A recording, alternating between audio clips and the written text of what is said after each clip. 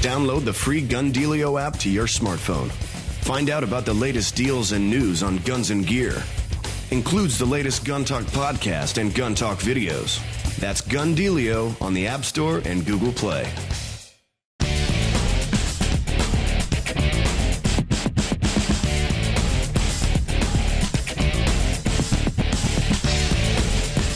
Tom Gresham returns with more Gun Talk from the IWA Outdoor Classics show in Germany. All right, welcome back to Gun Talk. Tom Gresham here at the IWA show. I know we keep saying that, but hey, that's where we are. So we're in Nuremberg, Germany.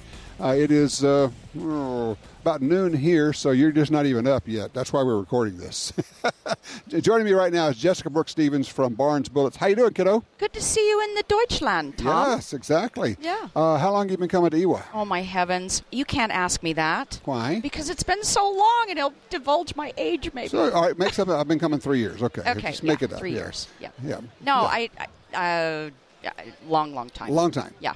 Misconceptions that Americans have about guns in other countries. I think one of the big ones, I certainly had it, was, well, there are really not many gun owners, and they don't really shoot and all of that. You come around here and you're going, holy moly. I mean, I get it. The show is not as big as SHOT Show, but it's a huge show. No, it's a huge show. And I was just talking with my friend about looking around and saying, my gosh, look at all of the opportunity that shooters have, Actually, yes. I may have said, do we really need all this stuff?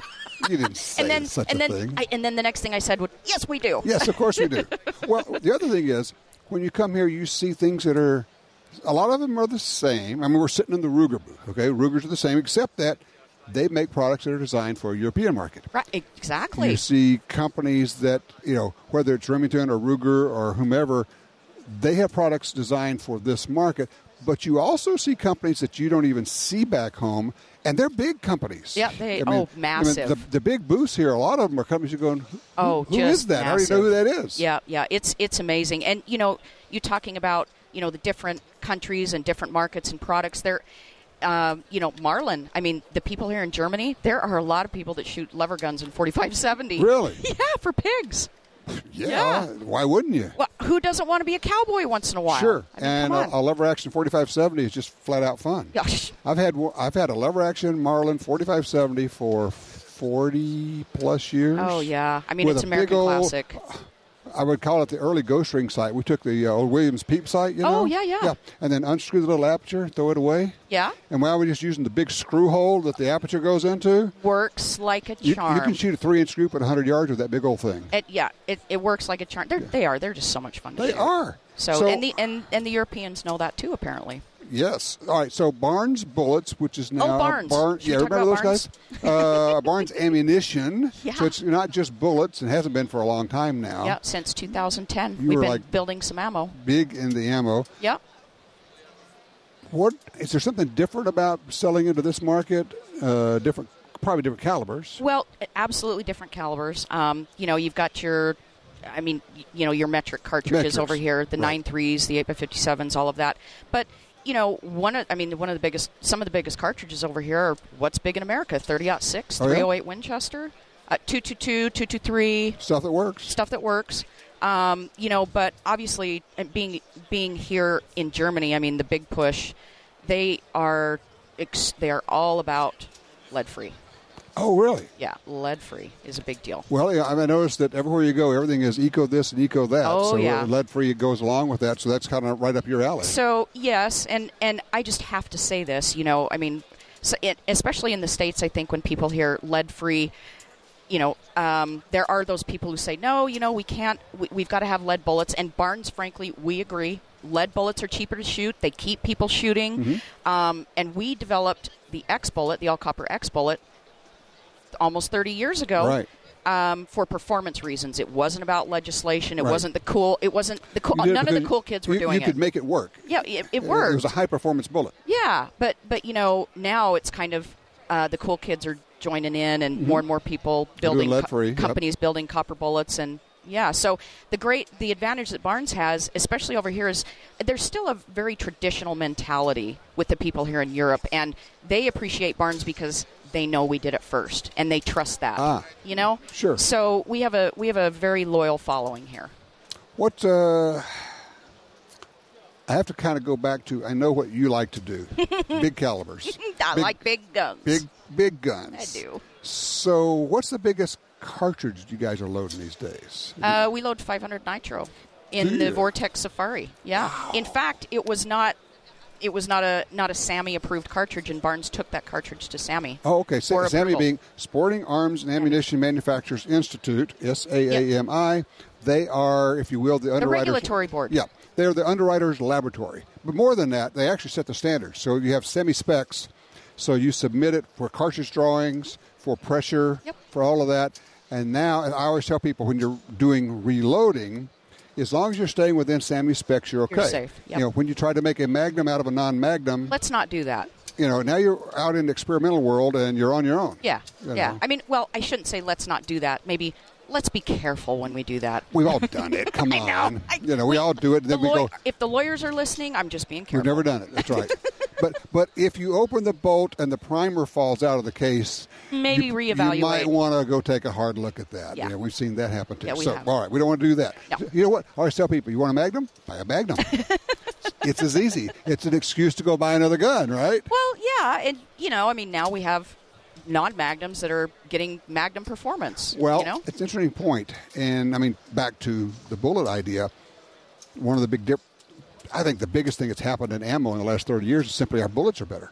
No question. The bullets are better. I mean, they had to step up in quality. I mean, look, nozzler partition, Swift A-frame. I mean, those bullets been around for a long time. The trophy bonded bear claw. Right. I mean, a favorite. Been around a long time. Really good bullets, but nowadays, more good bullets are available to shooters than ever before. Well, we also have bullets that are not only do they perform well on game, but they're also very accurate. Very accurate. And then you start adding in the higher BCs. Oh, yeah. So, Big deal. and people say, well, yeah, that's all great. You don't understand. It's hard to do. To make a bullet that performs well on game, if you're shooting it at 10 feet or you're shooting it at 400 yards, it's got to open up or not blow up. That's right. It's got to be accurate.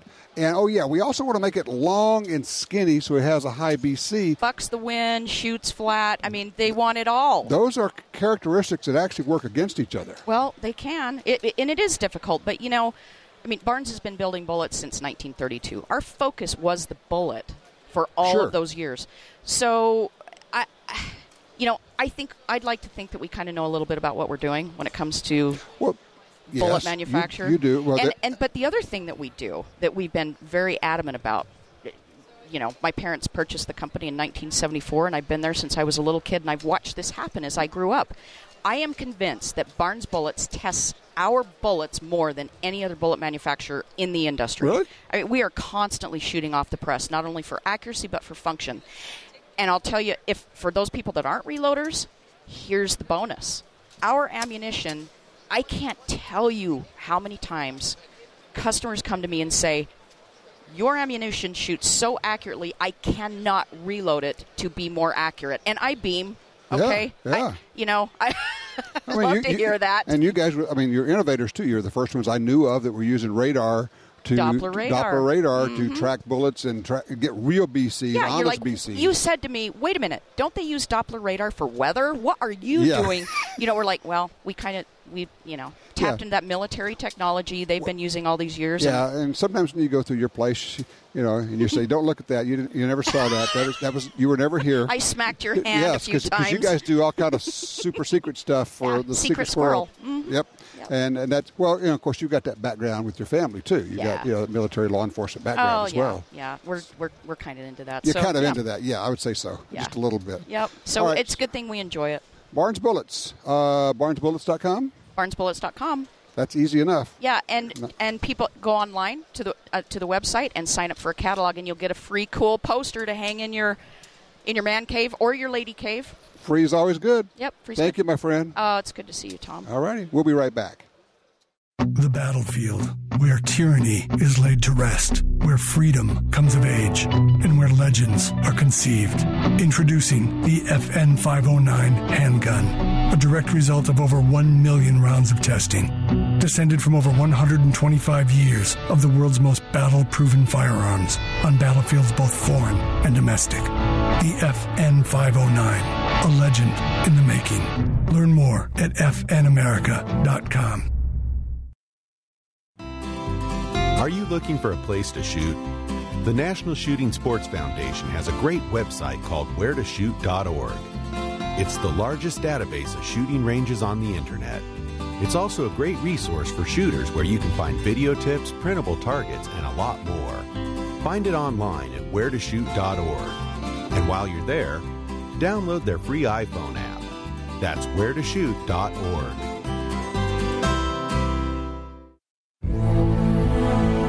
Since 1937, Ducks Unlimited has led the charge on wetlands and waterfowl conservation.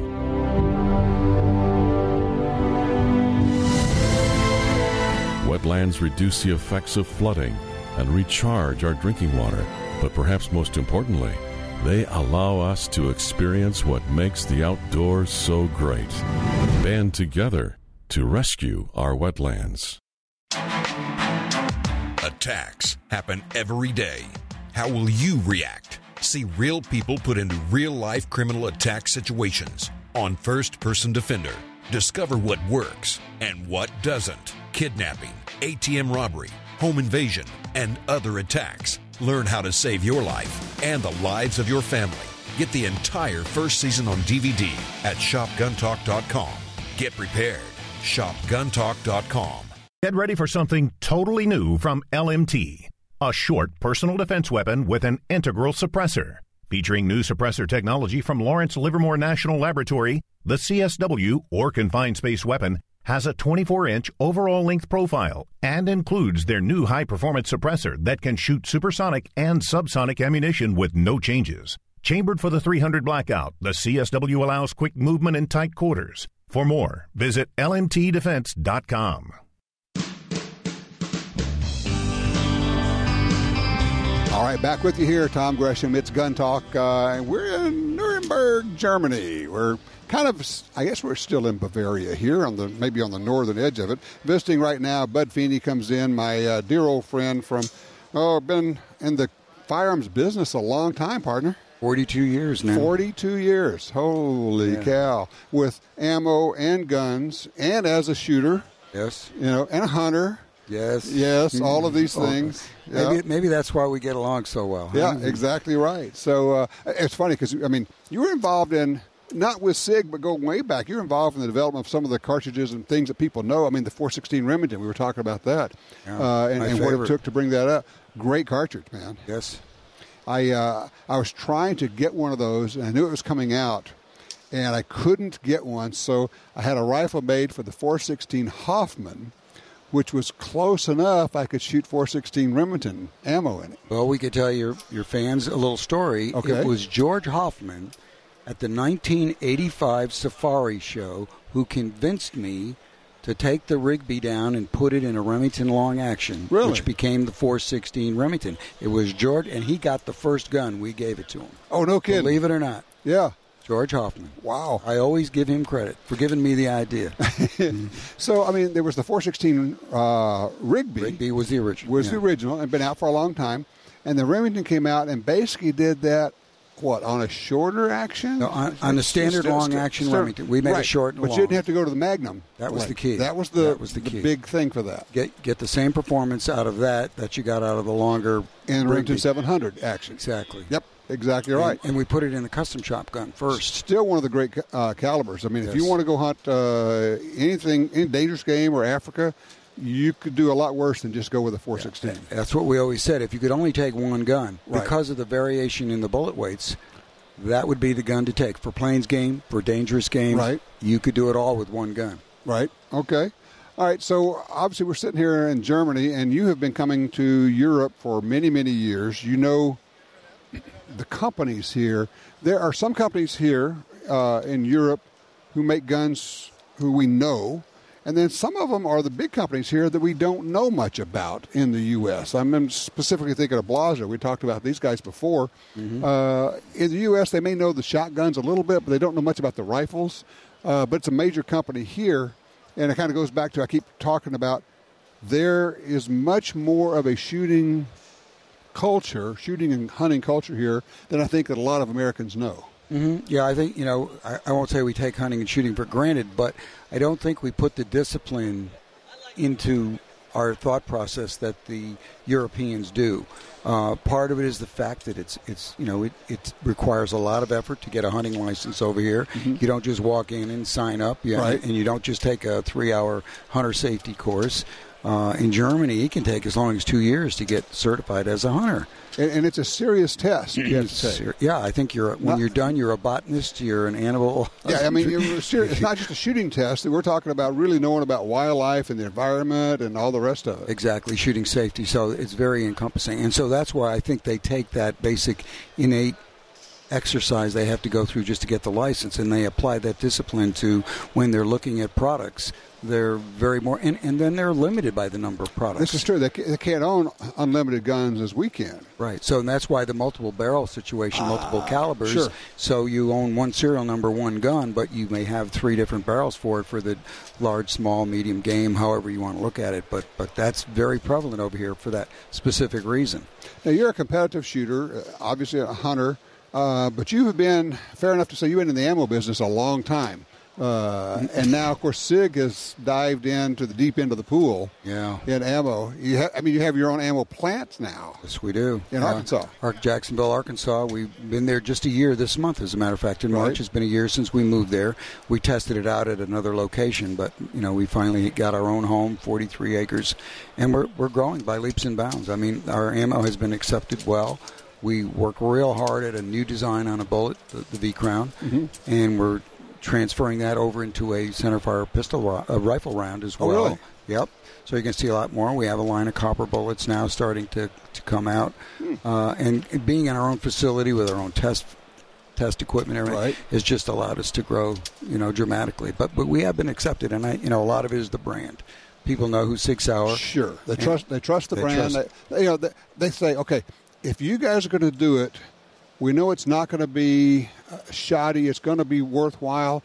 At the very least, even if they don't do a full buy-in, they say, we're going to give you a good chance. We're going to try it, right? I mean, that's all you can ask. Yeah, and it's true. And our CEO gave us this directive when he gave us the money to start this business. He said, listen, one thing you're going to do is improve the quality image of Sig Sauer. You'll never do anything to change that image.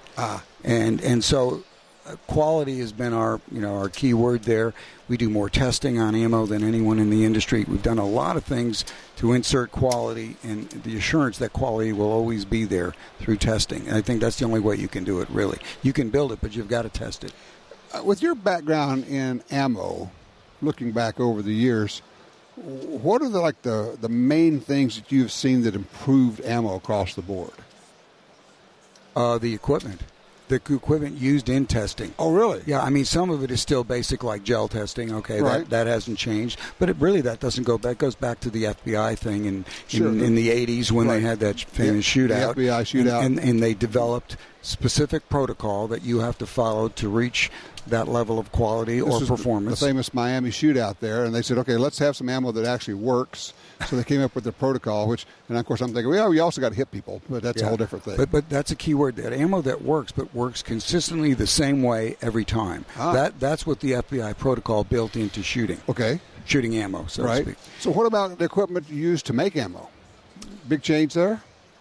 Absolutely. A lot of the manufacturing, and it doesn't mean just because it's older equipment that it's not functional. Okay. I don't mean to give that impression at all. But the speed, making more faster has been a result of the improvements in the equipment over the period of time. So a smaller company, even a startup like Sig, we're able to produce millions of rounds much faster than it ever was done while before. Holding the quality. Which is the other thing. The reason it couldn't go faster in the past is as you speed it up, your quality started to fall off.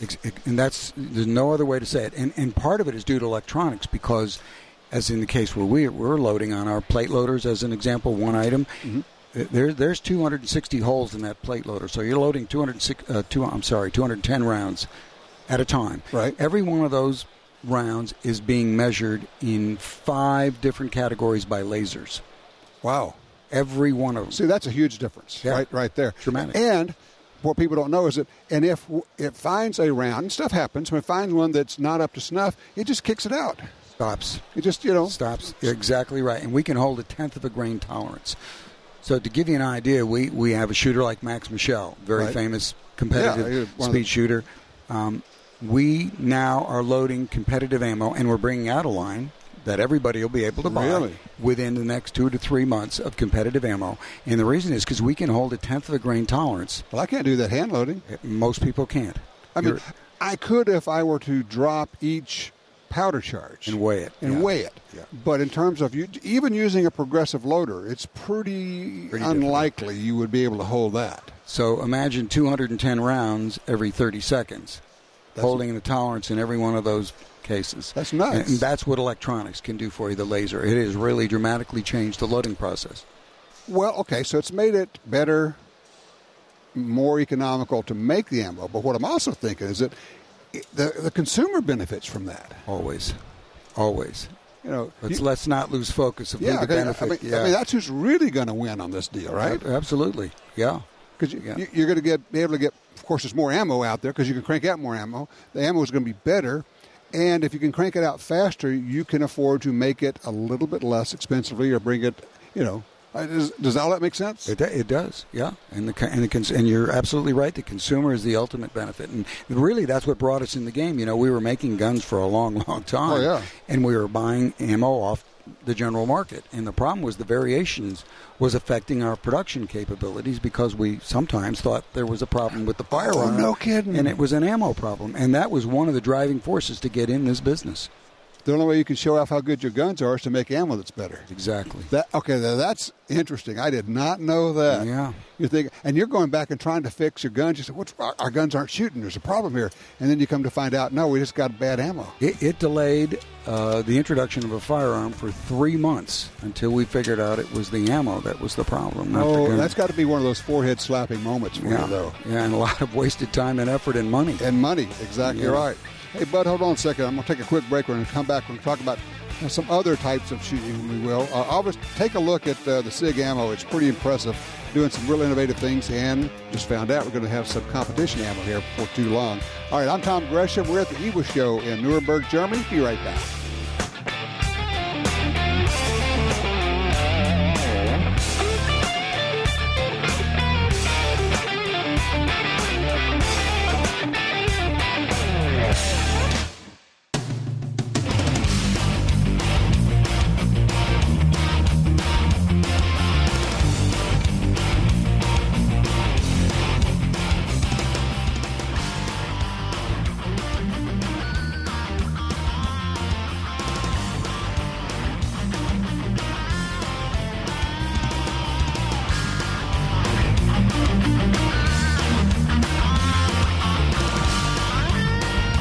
All right, back with you here. We're still talking with Bud Feedy from SIG, but also talking about not just SIG, but a lot of other things. Bud, you startled me earlier today when I ran into you. You'd been over to Ulm, Germany? Yes. And visiting with the folks from Krieghoff? Yes. Okay. Long-time friends. Yeah, and obviously, I mean, I know you have shot Krieghoff. You shot everything. You shot every gun that's made. Yes. And I still can't get any better. We know it's not the equipment. The eternal hope of shooters, right? Yeah. Maybe if I buy this, I'll be a better shot. Even while we're doing it, we know it's not true. It's not true. We're living proof. This is true. So, you just bought the ultimate shooter's accessory. A motorhome, so you could go to trap shoots. Absolutely, yeah. And sleep more. That's a serious trap shoot. How long have you been shooting trap competitively? 76, 40-something years. Yeah, 76. Holy cow, yeah. I started as a skeet shooter in 70, but kind of focused on trap. Right. In 76. Okay, you got to tell me about this place where you just went and you were shooting clay birds. Indoors. Yeah, it's an amazing facility. And this is not like a computer-generated screen. Oh, no, this is real international bunker trap or international skeet or a form of sporting clays where they're throwing targets from all the different Inside angles. A building. Yeah, inside a building. There's an entrepreneur in Germany who decided he wanted to spend 64 million euros to build this facility. Add another 25% for dollars. Yeah, so you're talking $80-90 million. Yeah, and along with it is a fantastic retail store, which would be the equivalent of a Cabela's or a Bass Pro. Okay. I mean, seriously, with the mountain and the animals on it, and a selection of firearms and clothing and accessories second to none I've ever been in. And attached to that building is the range. And we shot in there, and I have to tell you, it was amazing. Shooting flying clay targets indoors. So where's the shot go? Shot goes up against the walls have curtains on them. You're shooting steel shot. Okay. You're shooting 7/8 international 24-gram loads, and which is more than adequate. Sure, they're all you need. Breaks right targets just wonderfully when you can hit them. And it took a while to get back up to the speed. You know, an American clay target is 50, 55 miles an hour. Right. Here you're shooting 90-meter targets, so they are screaming. And if you miss, they still get out there and hit the wall eventually. Okay. But it's a draped wall where at that distance the shot doesn't penetrate. Just catches the curtain and then just rolls down. And then you said that, I said, well, they went with steel. And I'm thinking because of the lead issue. You go, no, it's simpler than that. All it takes is a magnet. Picking up the shot with a magnet. Once a day, it's kind of like a Zamboni, but it's a magnet Zamboni. Pick up all the steel and send it back for recycling. That's amazing. Yeah, it is amazing. It's fantastic. Well, now you don't have to worry about the weather. It can be raining, it can be storming, it can be snowing. I don't care. The weather's always the same indoors. Always the same. No wind, nothing. No wind. How's the lighting in there? Lighting is very good. Because, I mean, that would be one of the things that you'd really have to pay attention to. Now, they had to install the lighting, obviously. I'm sure. But the walls are sort of, or the curtains are a gray, what I would call almost not quite as bad as dark as a battleship gray, but it's a gray, a light gray. And with the all-orange target, gives you good visibility. Right. Absolutely. You pick up the target, like I said, shooting international bunker trap. It's fast. So you got low targets, high targets, sideway targets. You've got everything. Shooting from low gun? Do I? Yeah. No. I hold the gun low, but I don't. Yeah. No. I mean, but do you have to mount the gun? You can mount the gun. Right. Okay. Yeah. Not in ski. International ski, the gun's down. Ski's the one. All right. That's the gun's down. Yeah, and we did that too, which didn't improve my score at all. And we'll let it go at that. Oh, okay. So you're not reporting any numbers here, I noticed. Zero. Zero numbers. Yeah. Okay. But an interesting experience, and just goes to show you, if we put some ingenuity towards it, that you can have a facility. I think it's great for shooting. It really does. So you could put that anywhere. Anywhere. It's just a building. Yeah, because you don't have a noise issue. No. You don't have a lead issue on the ground for those that are concerned about it, which is an unfounded concern. Yes. But for those that are, you really have nothing. You have Right. nothing to complain about. I mean, you just can go and enjoy it. Wow. So, yeah, it was fascinating to see this building and the way it was constructed and how well you can do in this thing. I mean, what a place to practice. Amazing. Yeah. All right, so what shotgun are you shooting these days for when you go trap shooting, you personally? Well, I've tried something new this year just because I know all the manufacturers and try not to show favoritism. So I've switched over to a Sights. Okay, what is that? So Sights was originally invented by a fellow by the name of Tom Sights out in Seattle, Washington. Okay. And he only built 32 guns before his passing, unfortunately, in a camper accident. Wow. On a fire. And his widow sold the patent to a fellow by the name of Jerry Phillips in Maryland. And he had a machining company, makes a lot of stuff for the government satellite programs, and can do really high tolerance machining. And he was a great all-American trap shooter. Okay. Not a stranger to the game by any. And he decided he wanted to be in the firearms, so he bought the patent for the Sights gun and improved on it. Okay. And they're not cheap by any means. I think standard single barrel. It's only a single barrel trap gun. Starting price is in the $14,000 category. $14,000. Yeah, for a single barrel. Which for serious trap shooters, people are gasping. That's not a lot. That's not a lot. Not a lot. It sounds crazy, but it's up not. there with the Krieghoffs and the Prots. Exactly. Interesting. It's a striker fired gun. Really? So that separates it from some of the others. Does it give it a faster lock time? Significantly faster lock time. And for people who are saying, who cares, it makes a difference. Yes, I will tell you that in my doubles gun, because it moves faster but the trigger is slower, I have to set the point of impact 25% lower than the single barrel, because otherwise I would shoot over the targets while I'm waiting, because the gun is traveling while the hammer is falling and hitting the firing pin, and then finally. That was the old Remington 7200 deal. It had a faster lock time. Yeah. And people think that doesn't matter. You can actually feel it, can't you? Oh, absolutely. When you pull the trigger, you can tell it went off faster. Yeah, because the striker is hooked directly to the firing pin. Right. So it's a crisp, clean let-off, and it's instantaneous. And so, yeah, there is a difference. Sights. Yeah, sights. All right. Bud Feeney, you're always surprising me, man. Fun stuff. Thank you so much. Thank you. All right, we'll be back. The pistol that redefined pocket carry just got even better. The Ruger LCP2 has improved sights, an easy-to-rack slide, a larger textured grip surface for a secure grip and recoil reduction, and a short, crisp, single-action trigger pull for real-world accuracy. It's so small and light that there's no reason to ever leave home without your LCP2. A serious pistol in a pint-sized package. Learn more about the LCP2 at Ruger.com. For 36 years, the U.S. Sportsmen's Alliance has been fighting to protect hunting, fishing, and trapping for sportsmen from coast to coast. Today, we are under constant attack from extremist animal rights groups who want to end your ability to hunt in the U.S. Join us to protect our sporting heritage and our way of life outdoors. To join or for more information on how you can help, go to ussportsman.org. That's ussportsman.org. If you're like me, you don't have money to burn, but you still want to buy guns, ammo, and accessories. That's why we created Gun Dealio. That's a free, yes, a free smartphone app. Just download it and start getting the deals. Could be discounts, offers of free magazines for your gun, or you could be the first to hear about new stuff from gun makers. Here's how it works.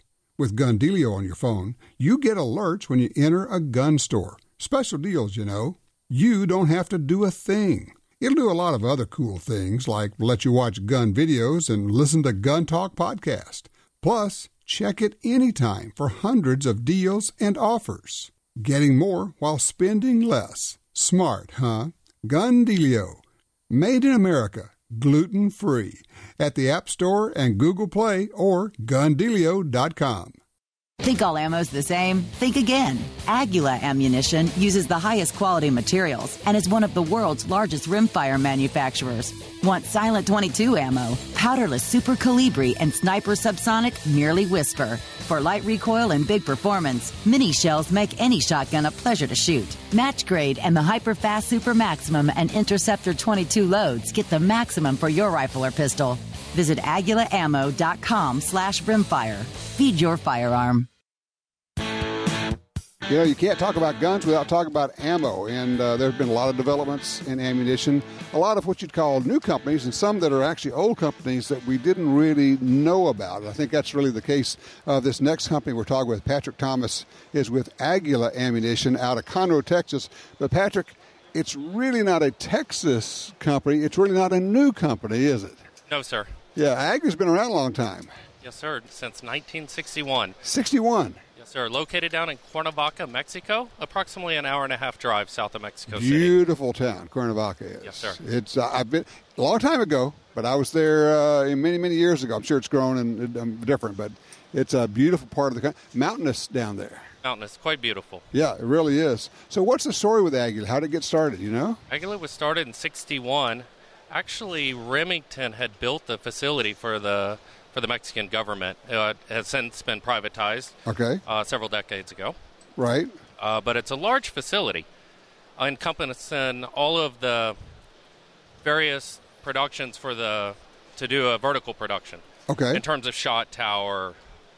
Did it start out primarily as shot shells? No, sir. It was rimfire, centerfire, and shot shells. Okay. It's on 130 acres. Wow. So quite a large size. We have approximately 1,000 employees there at the facility. 1,000? Yes, sir. Jeez. So quite a large player. Yeah, it is. And on the international scene, Aguila is a major ammunition player. Most people recognize us for our quality 22. Mm-hmm. 22 is what we do. Let's say more than centerfire and shot shell. We produce approximately 1 billion rounds a year of 22. And have a very large array, approximately 20-plus offerings. A lot of them are really interesting. I mean, you've got that, 60-grain bullet, sniper round, a super silent, round, which is great for people shooting suppressors. You got all kind of different cool ammo in 22s. And I know a lot of people would think, well, how much innovation can you do with a 22? Well, evidently a lot.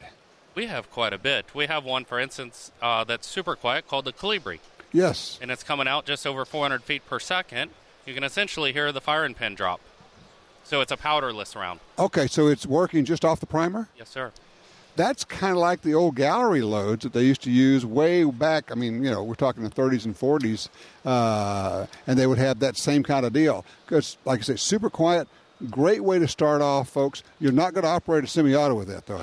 No. So for revolvers, bolt actions, that would work great for those. Yes, sir, correct. And obviously single shots. So, okay, it's a big company, loading ammo in Mexico, and now we have this Texas part of it. What's going on here? Texas. So approximately 5-6 years ago, Aguila's been in the States, but there wasn't such the care to build the brand. So, again, approximately 5-6 years ago, there was an effort to come in and really establish ourselves. Okay.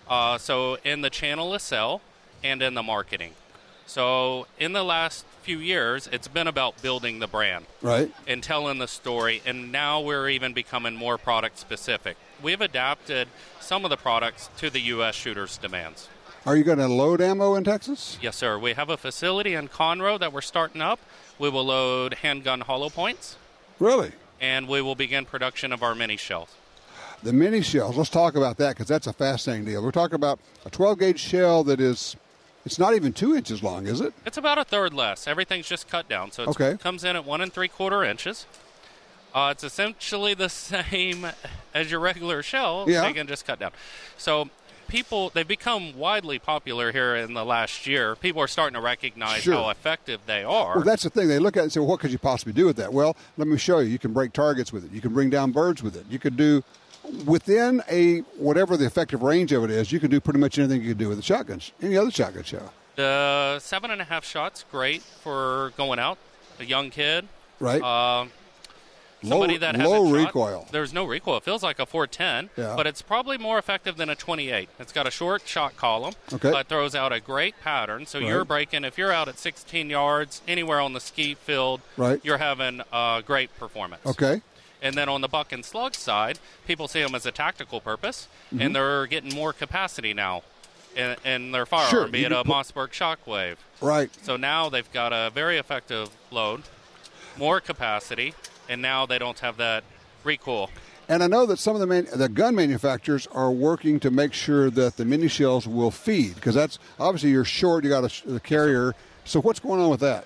There is a company in Texas called Opsol that has made an adapter that plugs. It's basically a rubber plug that goes down on the bottom of the carrier, and then it allows the ease of feeding the cartridge. Okay, so you get reliability through that. Yes, sir. All right, because, I mean, that's the whole deal. So if you had a home defense shotgun, basically what this allows you to do is probably put something like maybe a third more Yes, sir. I shells, think something like some that? of them, let's say if they're holding 6, you're able to put 9 in. Well, okay, there you go. Well, that's even better. That's 50% more. Oh, I think there's one Kel-Tec, if I'm not mistaken.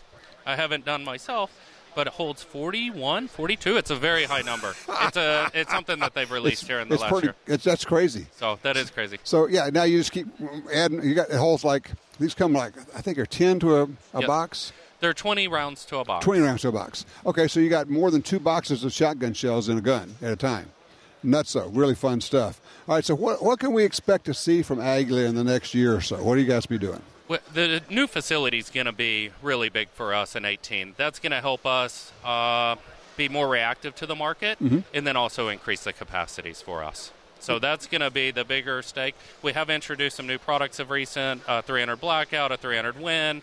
We'll have a 10 mil down the pipe, a 44 mag down the pipe. Ooh. So we do a large array of ball ammo for centerfire, and now we'll start to do into the hollow point side. Okay, so you have defensive round, and you also have hunting rounds in your centerfire rifle ammo. And then for us this summer, what's also going to be big is that we're going to start introducing the hollow points in the rimfire side. Okay. So that'll be that's pretty big. When those come out, we'll talk about that. Sure. All right. Thank you so much, Patrick. I appreciate it. Aguila, a Mexican company, now a U.S. company with some really innovative ammo, man. Thank you. All right. We'll be right back.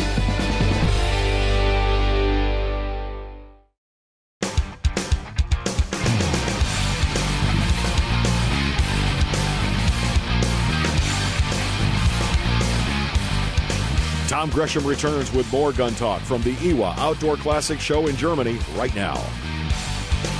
All right, back with you. Tom Gresham here. I'm going to be doing this one solo for just a few minutes because there's some things I would like to talk about. We're at the IWA show in Nuremberg, Germany, but I just had a friend of mine, a longtime friend, come up, and she wanted to talk about something. She says, let me ask you about teachers and guns, arming teachers. And I said, yeah. I said, I'm for it. She said, well, I just don't know about that. This is somebody who really likes guns and shooting. I said, well, let's talk about it. And I think it's something we ought to talk about to give you the intellectual ammunition you need. I said, first of all, we don't have to wonder what would happen, because everybody says, well, what would happen, what would happen? Well, we already have, I think there are 18 states that allow in some form or fashion for teachers or administrators or other people to have guns, to carry guns in schools. We know we have teachers carrying guns in schools. We know we have teachers who are trained to do this. In some states, all you need is a concealed carry permit. Where are the reports of problems? Nowhere. Where do you hear about kids stealing the guns or getting the guns? Nowhere. One of the things I keep hearing people say is, and it's the phrase I think that gets us in trouble when they talk about, should we arm teachers? No, we should not. We should not arm teachers. We should not give them guns or force them to have guns. I don't know anybody actually who's been advocating forcing anyone to carry a gun in school. On the other hand, if we rephrase it and say, should we allow teachers and administrators to have guns to protect themselves and kids? Well, yes, certainly we should. Now, it can break down into, well, what should we require, what kind of training, all of that. That's probably going to be done on a state-by-state basis. Some states are going to balk at it and will never do it. Some states are definitely going to adopt it. It shocks a lot of people, but I think sometimes they're hearing it from a weird perspective. Should we arm teachers? And then you have the teachers' unions that say, well, we're teachers. We're not. I get it. Then don't be. If you don't want to, don't do it. Nobody's telling you have to. Just get out of the way and let the teachers who care about the students enough to want to get the training, to want to carry guns, to protect themselves and their kids, to get out of the way and let them do what they want to do. You don't want to do it? Fine. You don't have to do it. Not telling you have to do it. But don't stop us from doing it. Because your position is we should wait and let kids die. It really is as simple as that. We should wait for the police to arrive, and while we're waiting, kids will die. And you do that, they say, well, what if? What if a teacher is trying to shoot a bad guy and hits a kid? Well, that would be horrible, wouldn't it? That would be terrible. Yes, it would. And if it happens in the middle of somebody shooting kids, and you're able to stop this guy from killing a bunch of kids, it would still be horrible. Yes, it would. But it would stop this guy. But more to the point, it doesn't happen. It hasn't happened in schools. It doesn't even happen, at least I haven't heard of it happening, with concealed carry holders. Well, why is that? Well, because the tactical situation is different. It's not like a police officer trying to figure out what's going on. When someone's trying to rape you, you pretty much know who it is. When someone's trying to carjack you, you got a really good idea who that person is. You're not doing a spray and pray deal. You can just utilize a firearm and stop that individual attacker. If we have all of these hundreds of thousands or millions of defensive gun uses a year, where are the reports of people shooting the wrong people? Very rare. Not saying it doesn't happen, but I'm just saying very rare. So I guess what I would say is when people want to start talking about teachers, arming teachers, stop them right there. Say, no, wrong phrase. We're not arming teachers. We're getting out of the way, and we're letting teachers who volunteer, who want to do it, to protect themselves and their children and their students. We're getting out of the way and letting them do it. We're not forcing anybody. We're not requiring it on anybody. The state is not going to provide the guns. That's not at all what we're talking about. But what we are saying is stop preventing us from saving kids' lives, because that's ultimately what they're doing. They're preventing us from saving the lives of students. So that's just my thoughts on it, and I wanted to offer that as something maybe you could take that away and use that in your discussions. Hey, don't go far. We have a lot of fun people to talk to right here in Germany. We'll be right back.